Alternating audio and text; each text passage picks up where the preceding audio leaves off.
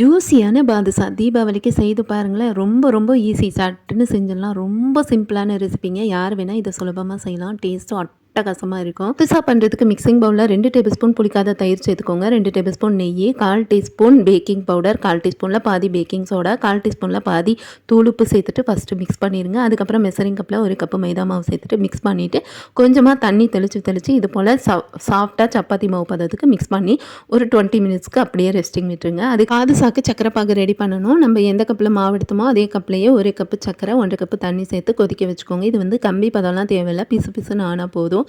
இறக்கிறதுக்கு முன்னாடி இதில் 1/4 டீஸ்பூன் ஏலக்காய் தூள், ஒரு ரோஸ் எசன்ஸ் ஒருவேளை உங்ககிட்ட இருந்துச்சுன்னா ஒரு துளியோ 2 துளியோ விட்டு மிக்ஸ் பண்ணி எடுத்து வச்சுருங்க.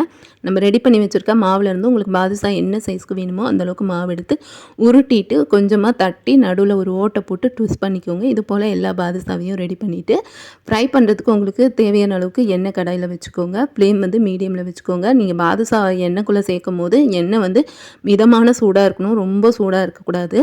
போட்ட உடனேயே கரண்டியை வைக்கக்கூடாதுங்க. அது வந்து புஷ்ஷுன்னு மேலே வந்துடும். அதுக்கப்புறம் திருப்பி போட்டு 2 பக்கமும் ஈவனாக இது போல் நல்லா கோல்டன் கலரில் ஃப்ரை பண்ணி எடுத்து கையோட சூடாகவே அந்த சக்கரை பாகில் சேர்த்துடணும். சக்கரை பாகில் சேர்க்கறதுக்கு முன்னாடி பாகை வந்து லைட்டாக வெதுப்பாக்கிக்கோங்க. அதுக்கப்புறம் இந்த பக்கம் ஒரு 10 நிமிஷம், அந்த பக்கம் ஒரு 10 நிமிஷம் ஊறி வந்தால் சுவையான ஜூஸியான பாதுஷா சூப்பராக ரெடி. தீபாவளிக்கு செய்து பாருங்கள்.